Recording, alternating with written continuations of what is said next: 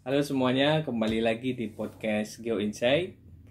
Di episode kali ini gue jadi hostnya Kolis dan sama Mira. Halo Mira. Ya, dan kita punya segmen baru nih Mir, ngobrol bareng CEO. Ya, dan buat CEO Talk pertama ini kita udah kedatangan tamu spesial, CEO di bidang oil and gas, perempuan. Nggak banyak CEO perempuan di bidang oil and gas. Ya, tapi ada ya, ya ada. Nah, ya. Kita sambut Mbak Rosi. Halo Mbak Rosi. Halo Mbak Halo, Rosi. Oke sama Mira, thank you ya udah invite Iya, jadi di kebosanan WFH.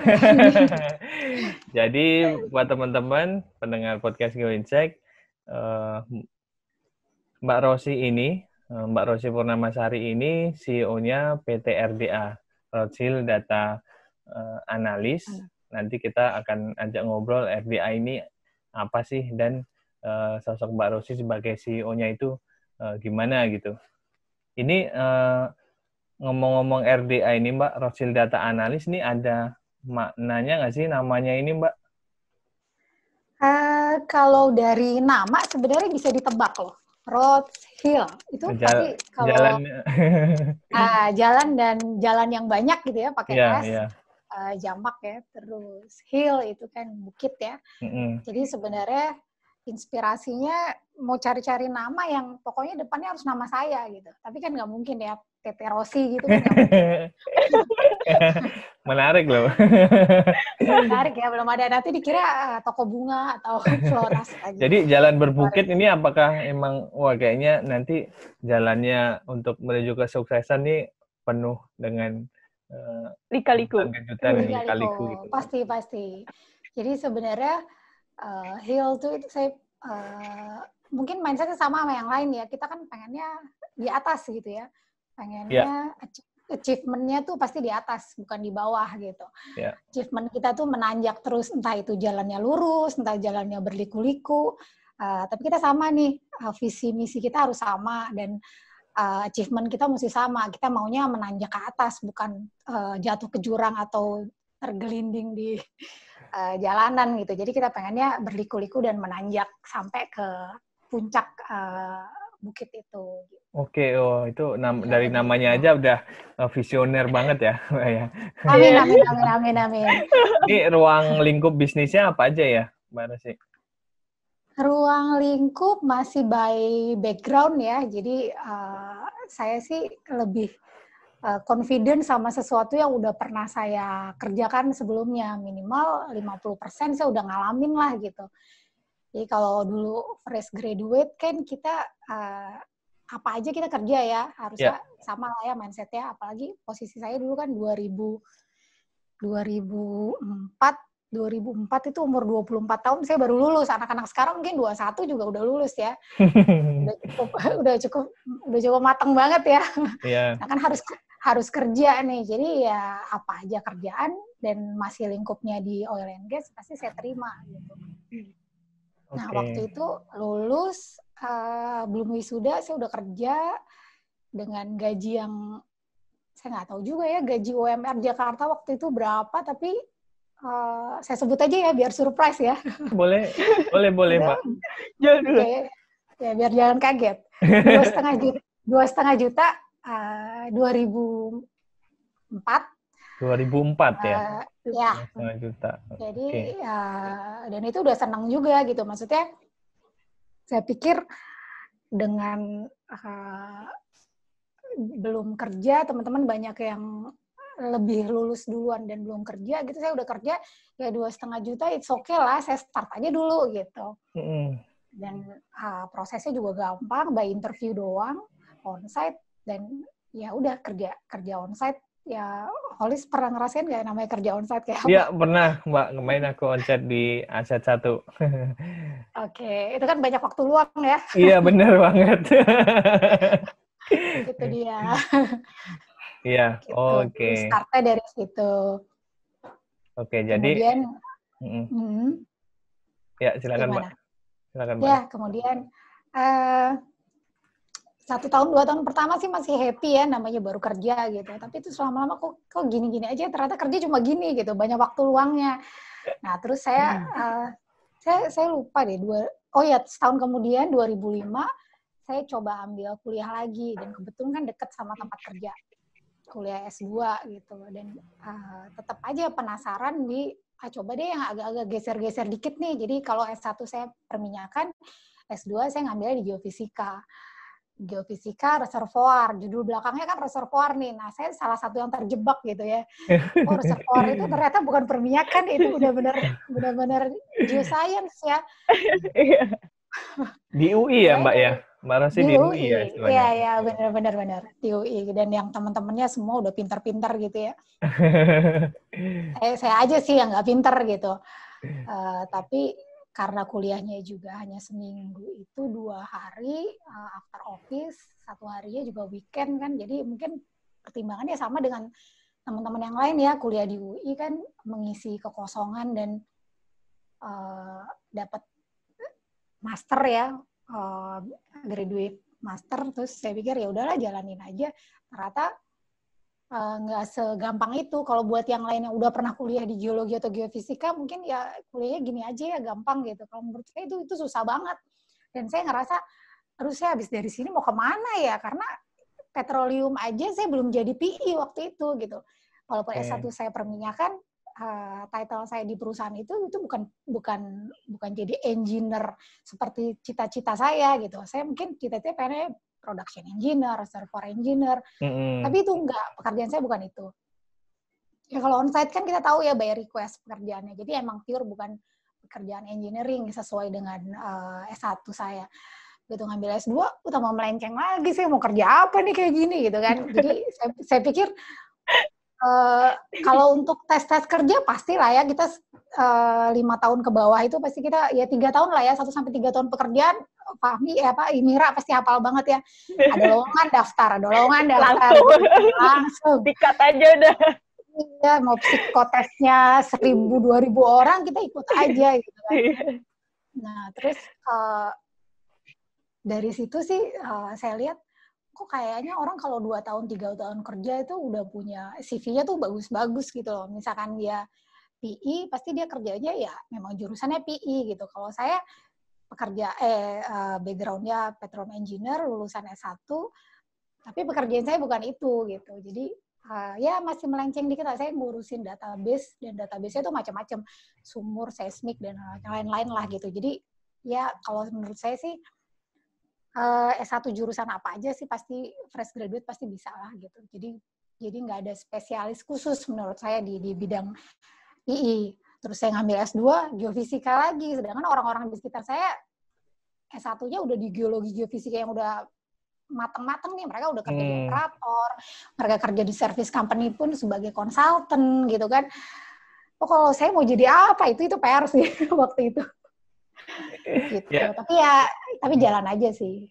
Berarti karena based on experience dulu dari S1 perminyakan, kemudian masuk S2-nya geofisika geologi reservoir, dan kekerjaannya banyak konsultan ya jatuhnya ya Mbak ya, banyak onsite di kalau onsite justru malah saya nggak ke konsultan. Jadi itu seperti saya bilang, startnya saya itu benar-benar yang jauh dari kesuksesan dunia engineer atau dunia geoscience gitu. Spesialis ya, as a spesialis ya. Cuman yang saya dapat di situ sih as a knowledge, ya minimal kulit luarnya saya dapat lah gitu. Tapi by network juga itu nggak ada yang percuma ya. Jadi network kita di dunia oil and gas itu kan sempit ya. Jadi kalau kita sebenarnya begitu saya tercemplung di dunia sales sebagai account manager pada saat setelah lulus dari S2 itu kan lebih melenceng lagi ya. Tapi menurut saya untuk jualan produk dari GNG maupun petroleum, untuk network dari petroleum maupun GNG, geologi geofisika, Jadi saya udah dapat semua gitu. Jadi saya nggak ke spesialis justru gitu. Dari situ terus saya ngelihat oh berarti opportunity yang di depan ini justru saya harusnya ke situ gitu. Itu startnya di awal begitu gitu loh. Setelah saya 4 tahun di dunia per onsite-an itu, onsite kan kita banyak ketemu orang ya, ketemu customer. Terus kuliah juga kita ketemu yang background-nya geologi, ketemu yang geofisika. Terus kemudian saya di offer untuk pindah ke sales departemen di perusahaan-perusahaan asing yang lain. Nah, disitulah saya mulai ngerasa nih, oh ternyata nggak sia-sia juga nih kuliah-kuliah saya kemarin, ketemu banyak orang, ketemu ngomongin banyak teknologi gitu. Walaupun kalau disuruh pakai ngeran software ya jangan tanya, pasti nggak bisa lah. Jadi manpower ya Mbak jatuhnya ya sekarang baiknya ya? Enggak sih, kita ke software juga, Oke, ke konsultan. software. Kalau Rothschild ya, Rothschild itu ke RDA-nya. software. Ya, ke RDA sendiri kita software, konsultan sama manpower ya. Ya, manpower ya. Manpower sekarang udah mulai menurun sih, jadi kayak sebagian kecil aja manpower. Oke. Ya, jadi itu tadi RDA itu ke bidang software, konsultan dan manpower ya. Manpower. Oke. Dulu Mbak kan habis S2 tuh, kemudian jadi account manager. Terus awalnya bikin RDA tuh gimana Mbak? Awalnya saya kan pindah-pindah udah beberapa company nih kalau sempat baca website ya, udah sedikit profil gitu. Terakhir saya mutusin buat bikin company, awalnya memang ada teman-teman yang ngomporin lah ya, tapi terus saya pikir kayaknya belum saatnya deh, nggak berani lah, nggak seberani itu gitu loh, in terms of manage perusahaan, terus sama modal ya pasti ya, itu mungkin teman-teman banyak juga yang mau tapi nanya lagi, mikir lagi. Banyak beberapa yang datang ke saya juga mau bikin tapi modalnya berapa ya, modalnya gimana ya, nah itulah. Terus tapi akhirnya ya tiba-tiba saya nggak tahu ya, kalau saya itu tipe orang yang kalau misalkan udah ada yang ngasih input gitu ya, pasti saya pikirin gitu. Itu siapapun, saya nggak mandang bulu, siapapun datang ke saya ngasih input itu pasti saya pikirin. Dan ada beberapa pemikiran gitu yang akhirnya saya iyain atau setengah saya iyain atau gimana, tapi itu kayak jadi oh iya ya bisa juga nih saya coba nih, ya udah saya start aja gitu. Tapi sebelum start saya pasti udah coba-coba nih, tes pasar dulu. Jadi coba nih misalkan perusahaan yang saya tempat bekerja waktu itu jual produk hijau gitu, saya udah nyebut warna ya. Terus kalau saya coba nih bawa yang kuning misalkan nih ke tempat lain, ternyata marketnya banyak gitu, marketnya ada gitu. Dan satu poin lagi yang jadi daya tariknya dan bikin saya confident saat itu, multinational company terutama yang besar-besar itu kan pada tutup ya. Mungkin Holis ngalamin deh. Kalau Mira saya nggak tahu deh. Itu pada 2016 itu kan banyak banget yang tutup ya. Iya, Mira baru lulus. Mira baru lulus ya. Belum lulus ya. Oke. Belum ada kepikiran ke sana banget. Masih belajar aja. Tuh perusahaan. Iya. Itu sebenarnya big opportunity buat kita pemain-pemain lokal yang nggak punya duit sih sebenarnya.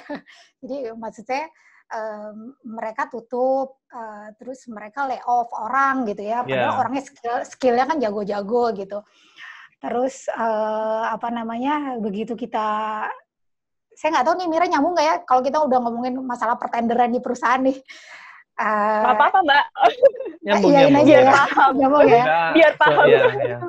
Pas sebelum lulus dia udah mikirnya ini Mbak, sambil kerja. Ya, jadi kalau simpelnya kita mesti dapat project itu yang tadinya mungkin ekspektasi si para customer ini ya setengahnya harus ekspat bule lah yang ngerjain, atau perusahaan asing lah, atau brand-brand 3-4 besar itulah gitu kan. Nah, pada saat itu justru mereka gimana caranya nih uang kita cuma segini, tapi kita dapat kualitas yang nggak jauh dari yang kita punya sebelumnya gitu. Nah, berangkat dari situ, terus saya kepikiran, sebenarnya sih banyak sih research atau teknologi yang harganya jauh dari itu, tapi mereka belum masuk Indo gitu, atau mereka baru pulang dari luar negeri gitu.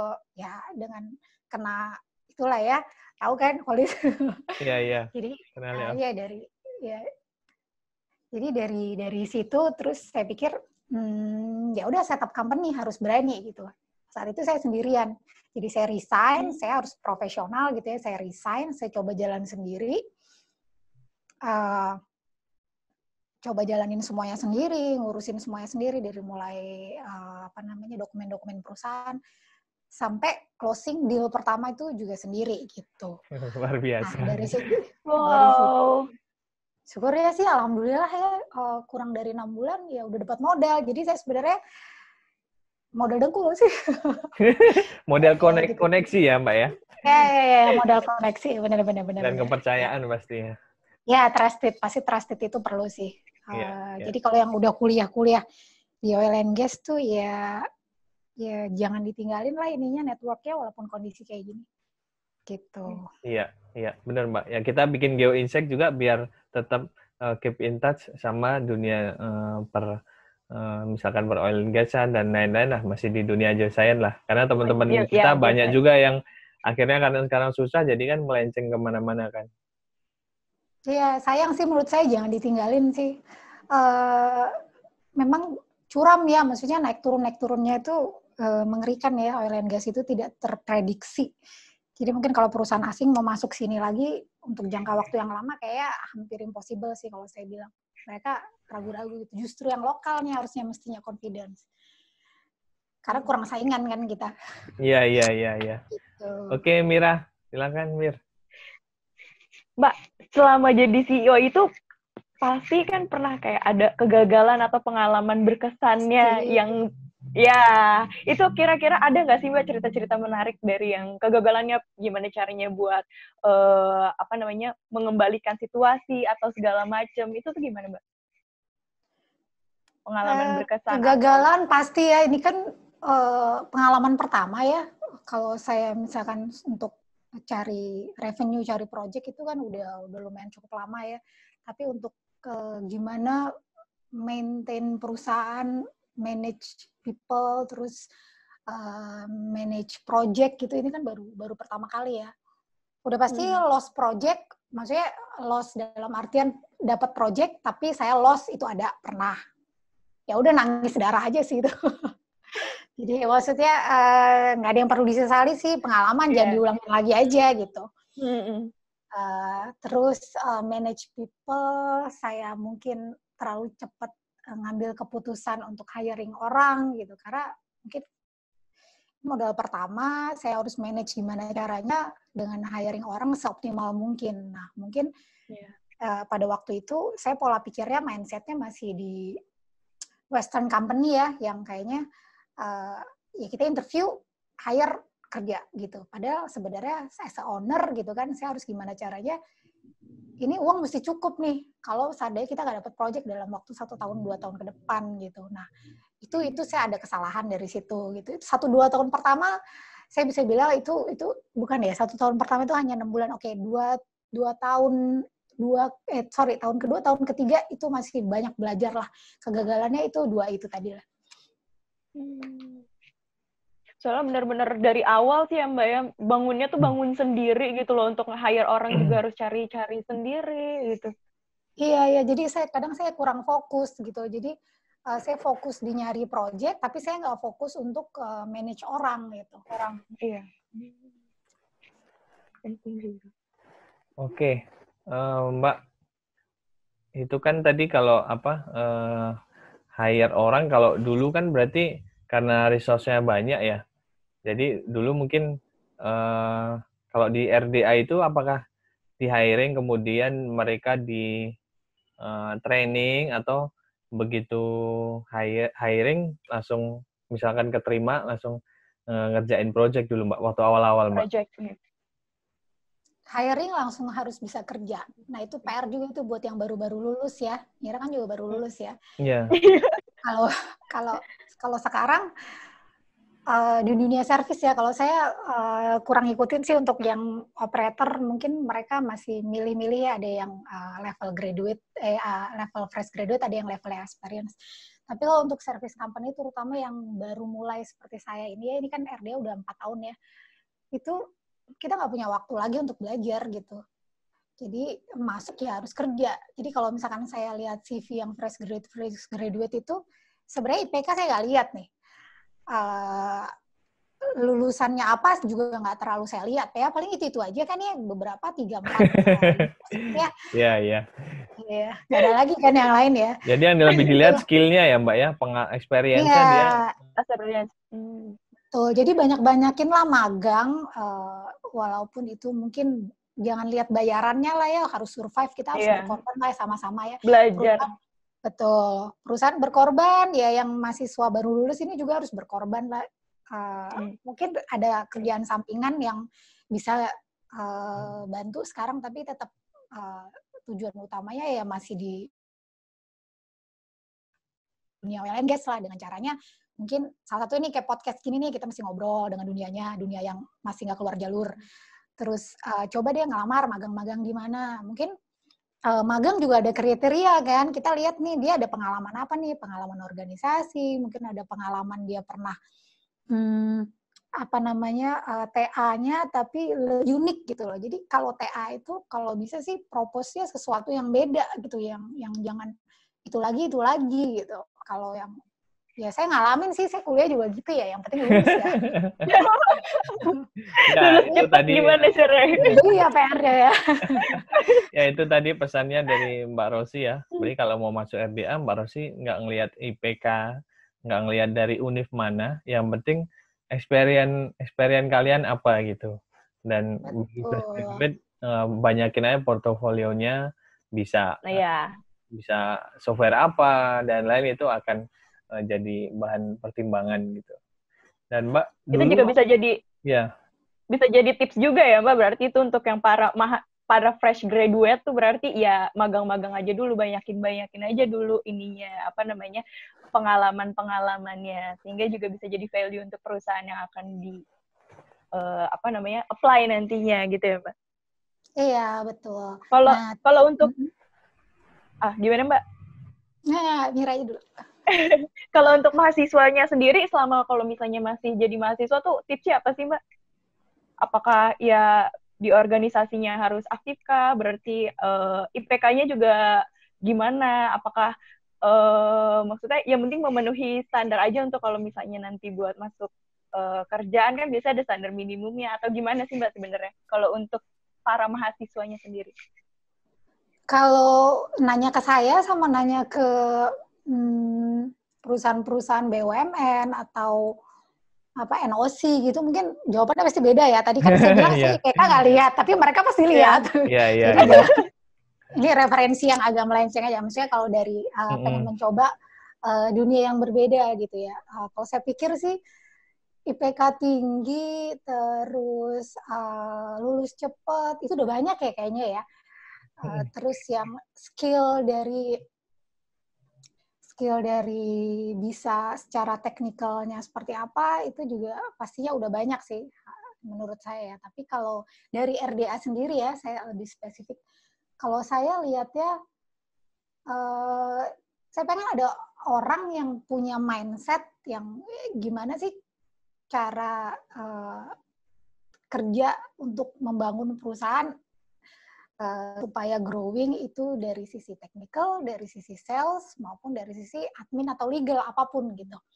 Jadi karena saya pun juga baru belajar gitu, jadi kita sama-sama belajar. Nah itu justru jadi jauh lebih menarik menurut saya. Jadi mungkin kalau misalkan ada yang IPK-nya kecil, terus dia kayak engineering udah capek nih gini-gini aja, maksudnya saingannya udah terlalu banyak gitu ya. Coba sesuatu yang seperti saya kerjain sekarang. Misalkan as a business di oil and gas, atau dari sisi sales di oil and gas. Kalau saya mungkin lebih ke software, ke project, tapi dari bisnis yang berbeda. Karena by background, kita di dunia oil and gas gitu, yang lulusan geologi, geofisik, perminyakan itu akan jauh lebih mudah di sisi bisnisnya daripada misalkan saya hire yang background-nya ekonomi, atau background-nya IT, atau background-nya apa untuk di dunia bisnis. Nah, saya nggak tahu tuh teman-teman, apakah lulus tuh harus mikirnya saya mau jadinya engineer nih, saya mau jadinya geoscientist nih, atau apa. Tapi boleh dicoba karena saingannya akan lebih sedikit sih. Iya. Mbak, kalau dulu waktu tahun ini kan udah 4 tahun ya RDA. Dulu waktu tahun pertama tuh berapa karyawannya, Mbak? Tahun pertama 4. Tahun 4. pertama 4 Oke. kawan ya. Iya. Kalau sekarang udah berapa, Mbak, totalnya? Sekarang yang permanen itu kita di kantor di main office itu ada 10. Kita onsite itu, kalau onsite itu kan naik turun ya, tiap 2 tahun pasti kita mau ambil Tender ulang. project-nya atau enggak gitu, tender ulang lagi. Yang onsite sekarang ada 40. Wow, banyak juga ya.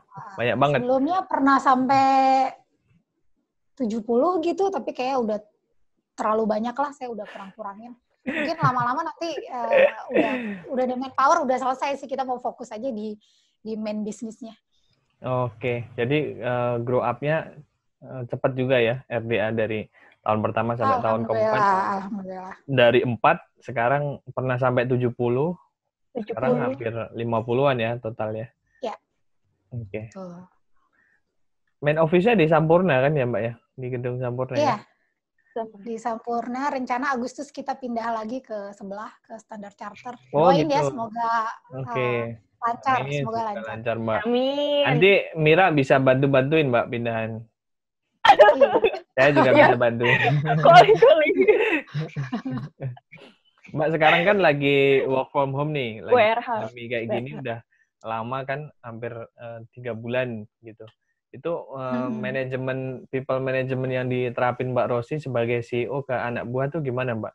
Mungkin gimana monitoring mereka, gimana membagi pekerjaannya? Oke. Kalau saya memang udah 1 tahun terakhir kan nggak terlalu banyak di kantor. Jadi untuk monitoring via online itu memang udah saya lakuin sih sebelumnya. Cuman rutinitas yang lebih intens sekarang itu selama WFH, tiap pagi kita pasti ada konkol ya, morning meeting itu pasti. Tiap pagi rutin tuh. Siang kadang kita ada lagi, jadi memang untuk hanya untuk satu masing-masing departemen aja untuk reporting. Tapi kalau tiap pagi itu kita satu perusahaan pasti jam 8.30, siang banget ya. 8.30 itu kita pasti morning meeting gitu. Emang saya nggak tahu ya dari dulu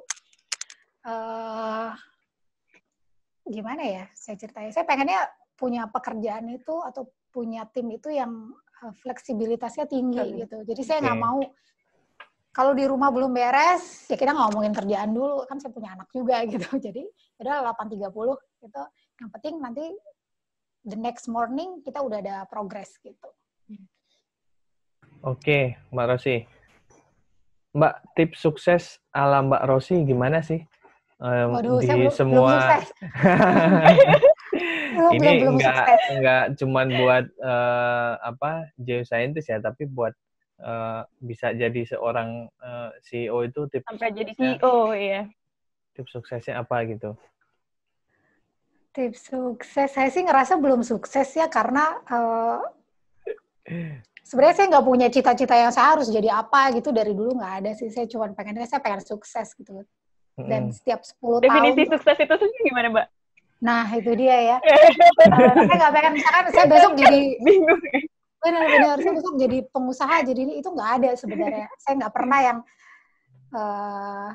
menuju satu title, saya harus jadi sesuatu gitu, sebenarnya enggak. Cuman pada saat itu ya, pada saat umur yang di bawah 25 tahun itu, definisi sukses tuh pada zamannya itu sih pengen punya banyak uang ya. Sama sih. Iya. Menghasilkan banyak uang lah ya pokoknya. Iyalah ya, posisinya apa aja sih ya terserah lah, saya waktu itu sih mikirnya gitu. Tapi minimal apa yang saya udah pelajari di kuliah, di sekolah itu nggak sia-sia. Dulu sih gitu aja pikirannya. Tapi terus dengan berjalannya waktu, saya mulai melihatnya, oke, saya udah sekian tahun di sales, ternyata lumayan lancar dan kalau dibilang lancar sih enggak ya, pasti liku-likunya jauh lebih banyak ya, challenging di bidang sales. Mau saya masih jadi pegawai, dulu waktu itu pernah jadi country manager ataupun account manager, maupun sekarang saya jadi direktur pengusaha, itu sama sih challenging-nya, liku-likunya pasti banyak. Cuman yang bikin saya agak bersyukur, bukan agak sih, sangat bersyukur gitu. Saya punya cita-cita setiap 10 tahun saya harus punya progres yang signifikan gitu, dan itu kesampaian. Kadang-kadang saya lupa kalau nggak ngelihat ke belakang gitu ya. Tadi gara-gara podcast ini saya jadi buka CV nih. Saya lupa saya dulu ada di mana gitu. Saya buka CV. Serius. Saya buka CV. Dulu saya kerja dulu umur 24 tahun 2004, terus saya pindah lagi 2 tahun, saya pindah lagi 3 tahun, saya pindah lagi gitu. Terus saya ingat-ingat lagi gitu loh, in terms of income gitu ya, ternyata naiknya cepet juga ya, 3 kali gitu. Jadi saya pikir, berarti ya sukses banget sih enggak, tapi maksudnya secara kebutuhan income itu ya lumayan signifikan sih. Itu yang alhamdulillah banget. Dan balik lagi ke pertanyaan tadi ya, itu definisi sukses. Sukses. Ya gitu. Jadi jangan dilihat direkturnya, tapi kita lihat income-nya. Kalau direktur nggak punya uang sama aja ya. Lihat prosesnya juga ya, Mbak ya. Benar. Jadi Mir, Mbak Rosi ini contoh CEO yang benar-benar ngebangunnya dari awal gitu. Dari sendiri. Bukan dari keluarganya, nih ada perusahaan kasih. Betul. Jadi benar-benar merintis sendiri, dan kalau kita lihat CV-nya Mbak Rosi, teman-teman bisa search di LinkedIn, Rosi Purnamasari, itu jenjang karirnya termasuk cepat sih Mbak, menurut aku pribadi, karena dulu jadi account manager, kemudian jadi country manager, dan di perusahaan-perusahaan services yang top lah gitu. Iya. Okay. Alhamdulillah, semoga makin sukses. Tadi ada satu lagi apa, tips sukses ya? Bisa jawab ya? Iya benar Mbak. Mungkin harus fokus. Untuk yang fresh graduate, atau yang untuk yang udah kerja nih? Untuk semuanya sih Mbak, secara umum general lah. Ya. Oke. Kalau saya sih, apa yang udah kalian jalanin itu jalan terus, fokus. Nggak cuma fokus sih, tapi maksimal gitu ya. Maksimal itu dalam arti kata nggak cuma kerja keras, tapi kerja pintar ya. Mungkin udah sering ya dengar ya, kerja keras sama kerja pintar kan beda ya.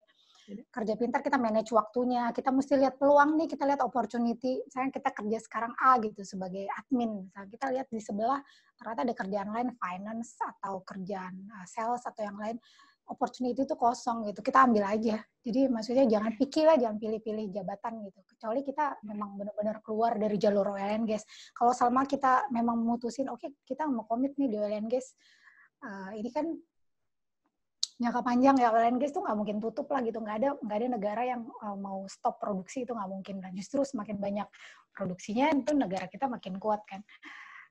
Dan situasi kayak dolar itu tinggi, kayak sekarang kan rupiah mulai menguat lagi, atau harga minyak turun, itu pasti ada gitu. Jadi mesti siap lah dengan kondisi-kondisi seperti itu. Pasti akan ada jatuh bangunnya. Jadi kalau misalkan karir itu nggak selalu kita di atas, ya pasti ada turun, ada naik. Dan yang pasti kalau memang berkecimpung di dunia services, ya kita mesti kasih satu solusi untuk perusahaan.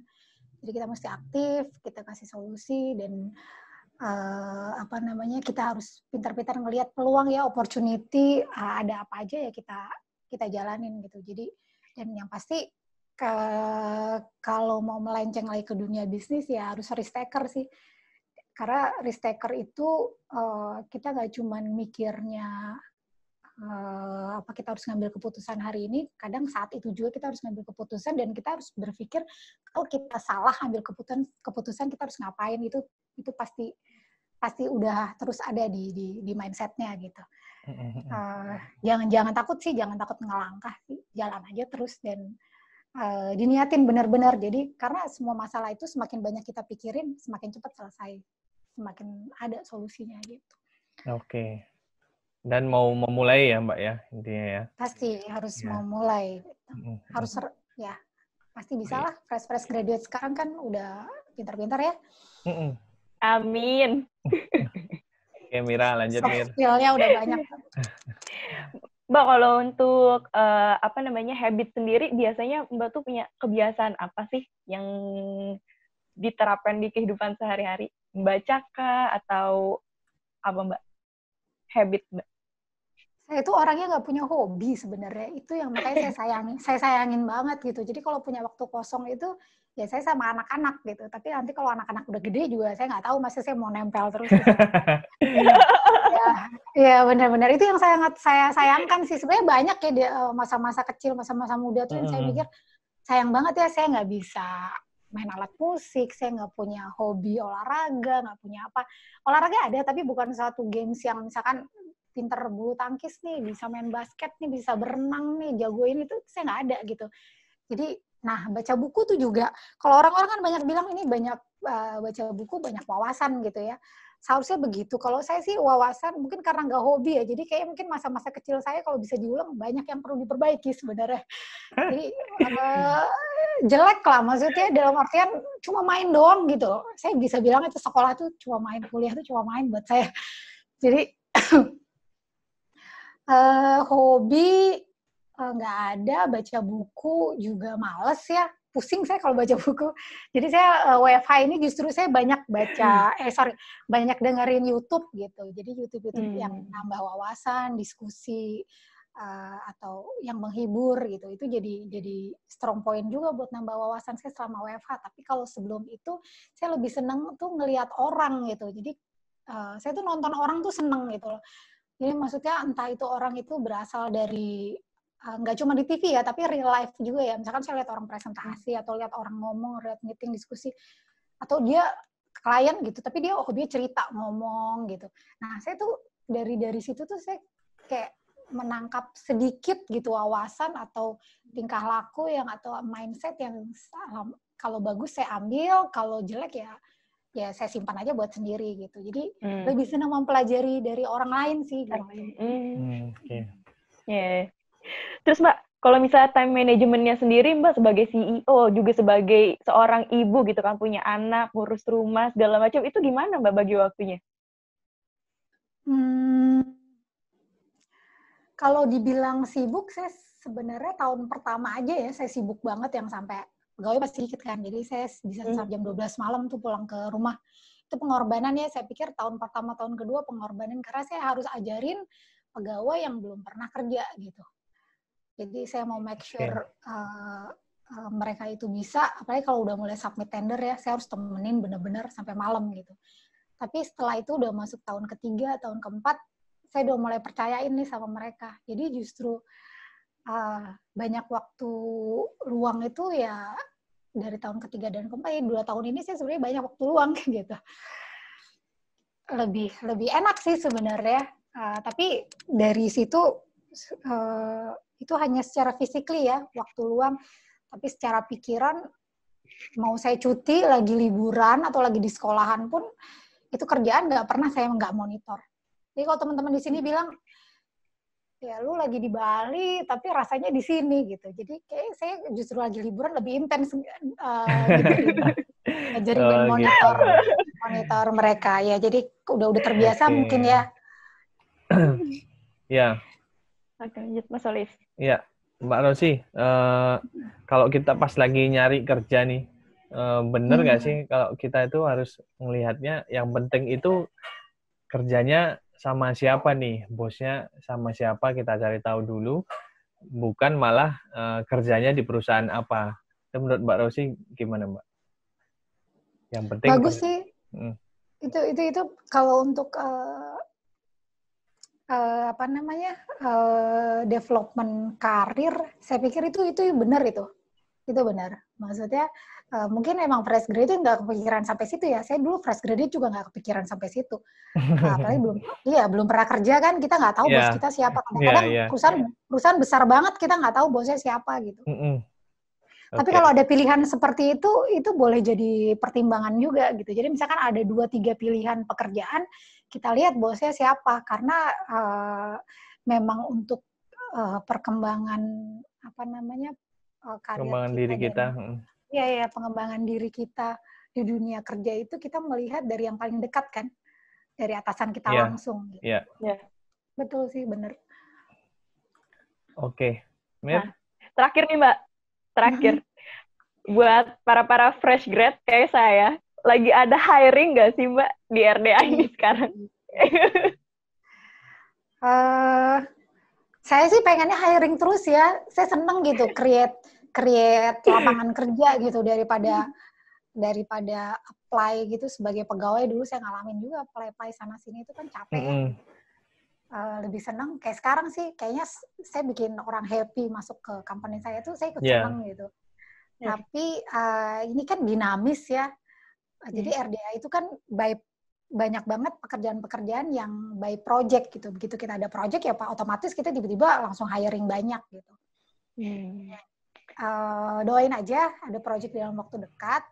Jadi kita cepat-cepat hiring lagi gitu. Oke. Kalau rekrutmennya itu biasanya di mana Mbak bukanya? Dari LinkedIn kah atau dari web kah atau dari orang-orang terdekat aja buat saling infoin? Itu dari So far RDA tuh sendiri masih di orang-orang terdekat ya so far ya, karena kalau kenal Odi sama Angga, nah berdua itulah tempatnya menginterview untuk apa namanya engineer sama geoscientist ya. Tapi kalau di luar itu seperti finance, kalau untuk sales itu ke saya langsung. Gitu. Jadi kalau titip aja dulu di pool CV-nya ke Bapak dua itu. Oke, ke Odi. Iya, kadang mereka itu lanjut, iya, mereka itu belum ada project-nya, mereka udah punya orangnya. Iya, udah punya orangnya. Jadi udah nampung. Mungkin mereka punya kotak hijau, kotak kuning dan yang merah gitu, udah dipisah-pisah gitu. Jadi tiba-tiba Oke, Mir. Terakhir Mir, tadi Mir, ada proses hiring itu paling dinilai. Tadi kan udah itu kan, yang paling dinilai dari proses hiring itu berarti dari pengalaman orang-orangnya itu ya Mbak. Oke. Iya. Ya, tadi gara-gara ngomong Odi nih Mbak, siapa sih Odi itu? Kalau kita langsung panggil orangnya gimana Mbak? Panggil orangnya aja nih langsung dari tadi bahas. Dan kita Buset call tadi dia. Dan kita pengen tahu nih menurut karyawannya gimana sih sosok. Oh, boleh. Sosok CEO-nya RDA ini. Iya, gimana gitu. Wih, beneran loh. Tapi dia nggak tahu kalau ada Mbak Rosi. Tapi dia nggak di kantor loh. Dia nggak di kantor, di rumah dia. Ya, dari tadi disinggung mulu nih. Nah, apalagi... Dia punya lu ya? Iya. Ya teman-teman, ini suaranya Bang Odi. Halo, Mas Odi. Halo. Ya, terima kasih. Sudah jadi join. Mbak Rosi ini, CEO-nya RDA ini, dan Mas Odi ini kerjanya di RDA sebagai apa? Technical Manager lah, lo ya Bang? Iya. Oke, dan tadi disinggung. Baru tadi meeting. Apalagi tadi waktu Mira nanya hiring itu langsung ke Odi deh gitu. Katanya prosesnya ke Mas Odi. Waduh. Udah biasa nampung orang katanya. Ya, Mas Odi, gimana sih? Mbak Rosi nggak tahu nih kalau kita mau manggil Mas Odi nih. Jadi gini Mbak Rosi juga nggak tahu. Tadi katanya nanya GeoInsect kan. Jadi kemarin itu beberapa hari yang lalu kita ajak Odi ini untuk gabung di timnya GeoInsect, Mbak Rosi. Oh gitu. Ini jadi, baru denger nih. Setelah beberapa... Sengaja nggak publish.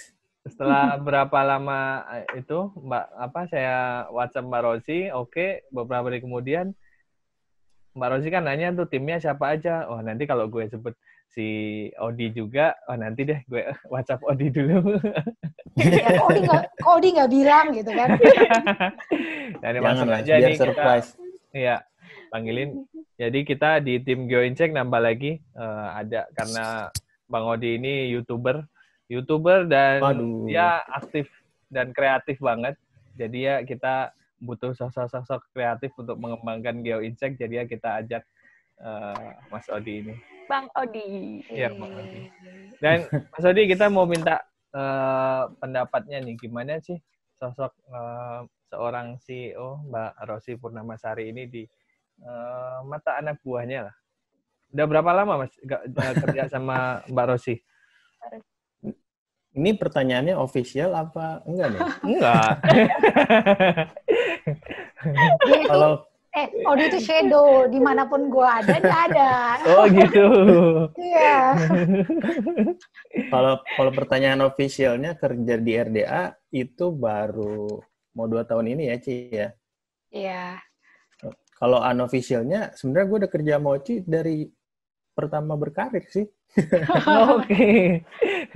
Dulu pernah satu perusahaan CV-nya ya? mirip. Iya, ya. CV-nya Semuanya. sama, CV perusahaannya sama Bu Rosi. Dari Oke. Geotech, Landmark, Icon Science, Paradigm, sekarang di RDA juga. Betul. Jangan-jangan lo wakil CEO, Bang? Apa advisor Enggak lah. CEO nih? Ya. Advisor dia, advisor. Gimana Mas Odi menurut udah lama bareng Mbak Rosi ini gimana sih sosok CEO ini? Wah, ini kalau ditanya gini jadi grogi nih depan Bu Rosi ini. Oh lah. Harusnya Kerjanya ngomong ini di bagusnya. belakang ya, Mas. Kalau bagusnya udah banyak, yang jeleknya dong. Kalau bulan depan turun ya gajinya. Wah, itu makanya. Itu dia benar Bang Olis. Ya, ceritanya ya mungkin sedikit tentang Bu Rosi sebagai CEO ya. Kalau sebagai rekan kerja mungkin ceritanya kan beda. Tapi kan sekarang posisinya beliau adalah sebagai pimpinan perusahaan dan juga atasan saya langsung. Jadi ya dari sebenarnya kan RDA berdiri 2016 ya. Dan 2016 pun secara tidak langsung pun sudah ada sedikit banyak bantuan yang memang aku secara pribadi dan juga waktu itu masih di Paradigm kan kita memang kerja sama-sama RDA, mau nggak mau involve dengan Bu Rosi sendiri gitu kan. Jadi sudah banyak kerjasama yang dilakukan waktu itu. Dan dari sana sih kita melihat karakter Bu Rosi itu sebenarnya kalau bisa dibilang sangat ulet ya, ulet atau ular. Jadi kan sebenarnya saya sendiri kaget karena waktu itu kan ya pada saat oil price drop berani membuat sebuah company itu juga ya suatu apa ya namanya risk yang benar-benar diambil lah sama Bu Rosi dan come and go, balik sini balik sana, pegawai yang masuk ke RDA pun juga sebenarnya banyak yang ya gitulah, banyak come and go juga dan banyak yang harus disesuaikan mengikuti ritme kerja Bu Rosi yang nggak semua orang bisa ngikutin gitu. Dan akhirnya berakhir di saya masuk di area ini gitu. Kalau secara profesional Bu Rosi sangat sangat ulet sekali lah karena kita tahu untuk mendobrak market yang lagi susahnya kayak gini tuh itu tuh effortnya sangat tinggi sekali dan ya kita yang di bawah mau nggak mau harus ngikutin larinya beliau gitu kan. Pekerja jadi keras ya, ya. ya mungkin karena sudah nature di services, karena aku juga dari dulu di services sudah tahu juga ya beda mungkinnya dengan nature di oil company, aku juga nggak tahu. Jadi ya kerja keras lah intinya gitu. Jadi kalau di RDA itu standby tidak harus jam kerja, tidak harus hari kerja. Gue malah jarang di kantor ya. Jarang. Bu Rosi mah jarang di kantor. Langsung instruksi. Di ini. Oh siap. Ya, berangkat. Nggak harus di kantor. Ya. Oke. Jadi kadang malam ataupun lagi, karena kita klien juga ada yang di luar kan, jamnya beda, malam pun atau pagi buta juga kadang balas email, kadang balas WhatsApp, atau kita harus ada conference ya, itu ya services lah, mungkin teman-teman tahu lah gimana services. Gitu. Iya, oke. 24 jam itu WhatsApp harus aktif. Oh gitu, oke. Ya tadi emang Mbak Rosi juga udah cerita gimana dulu susahnya dan ngebangun dari awal RDA ini. Dari dulu pegawainya baru 4 sampai sekarang udah 50 lah. Iya, tadi lupa nanya Mbak, itu sekarang kliennya selain Pertamina mana aja Mbak ya? Kalau boleh disebut nggak sih di sini? Kita Middle East ada. Oke. Tapi nggak usah disebut lah ya kliennya ya. Iya. Nanti teman-teman googling aja perusahaan di Middle East gitu. Iya. banyak. Banyak. Banyak. Oke. Mira, ada yang mau ditanya lagi nggak, Mir? Udah cukup, Mbak. Lo sebagai fresh graduate ada Graduate. ya. RDA soal websitenya apa ya, Mbak ya? Lupa aku. Ayo boleh tuh di-share, Mbak. rotshill.com. rotshill.com ya. Oke. Teman-teman Instagram juga ada ya? Instagramnya nama ini ya, RDA ya. Search aja RDA. Oke. Jadi teman-teman yang resmi. pengen tahu lebih jauh perusahaan RDA itu rotshill.com ya. Atau Rotshill Data Analyst, nanti teman-teman bisa nyari di LinkedIn juga ada profilnya Mbak Rosi juga sebagai CEO. Oke, mungkin Bang Odi ada yang mau disampaikan lagi? Ini pertama kalinya Yo Insight ada hostnya 3 ya? Iya, bener 3. Ini host atau narasumber sih di ya? Dikeroyok ya, Mbak. Iya. Oh iya, lupa. Mbak Rosi kan CEO di bidang oil and gas, perempuan itu kan jarang ya. Gimana sih, ada feel yang beda nggak sih? Atau ya sama aja sih, orang-orangnya itu aja, atau gimana, Mbak? Feel-nya beda. Iya sih, kalau saya lebih senangnya di posisi sekarang daripada jadi pegawai ya. Di depan customer, saya lebih dihargai gitu. Feeling aja sih. Feeling. Jadi kayak lebih respect gitu. Mau apa, mungkin plusnya saya cewek gitu. Pastinya sih, jadi itu nilai positif kalau menurut saya gitu. Tapi kalau untuk dari sisi bisnis, kita kerjasama dengan third party atau dengan yang perusahaan sejenis lah, kita misalnya mau kerjasama nih. Kalau misalkan saya perempuan, saya pikir sih saya kayak ngerasa kurang strong gitu ya. Makanya saya bawa OGA Odi sama Angga pasti. Bodyguard-nya ya, Mbak? Bodyguard. Ada bodyguard-nya ya? Nah, iya, ada mereka.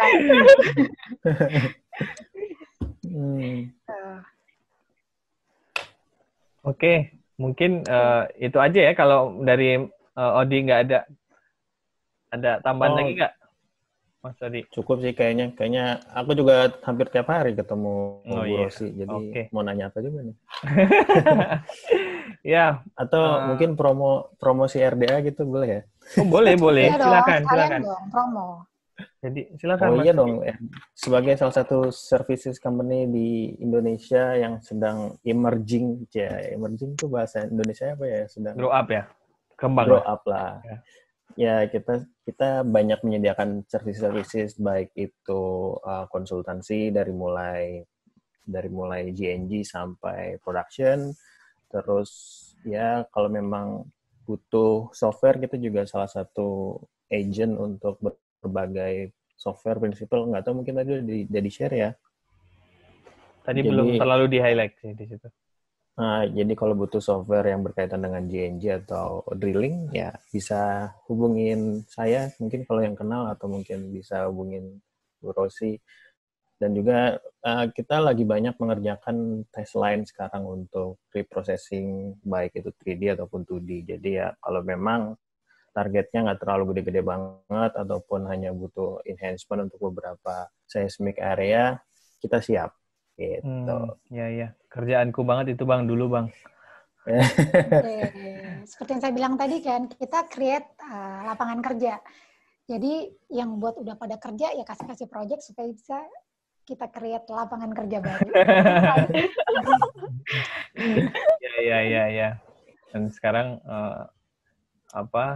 walaupun dulu RDA dibikinnya waktu oil price kan sedang turun ya. Jatuh. Ya. Dan sekarang jatuh lagi. Dulu kita udah biasa kok jatuh-jatuh. Dulu Mbak Rosi bikin itu pikiran gini nggak sih? Wah, sekarang banyak orang yang di layoff kan, dan dengan kualifikasi yang tinggi gitu. Berarti aku hire deh. Kan mau nggak mau dia gajinya downgrade nggak masalah gitu. Iya, kepikiran. Ya, gitu. Tapi ya? ternyata kan nggak sesimpel itu ya. Mungkin kerjaan mereka yang dengan perusahaan besar, sistemnya udah established gitu, tiba-tiba ke perusahaan kecil yang kita ini kerja by project. Kalau nggak ada project ya kita mesti kreatif gitu, cari atau create pekerjaan baru. Nah, itu yang mungkin nggak bisa disamakan dengan orang-orang mungkin yang skill-nya memang udah settle gitu, udah profesional, dan mereka udah biasa kerjaan sehari-harinya sama gitu, tapi ternyata hiring seperti itu nggak tepat lah dilakuin gitu, menurut saya.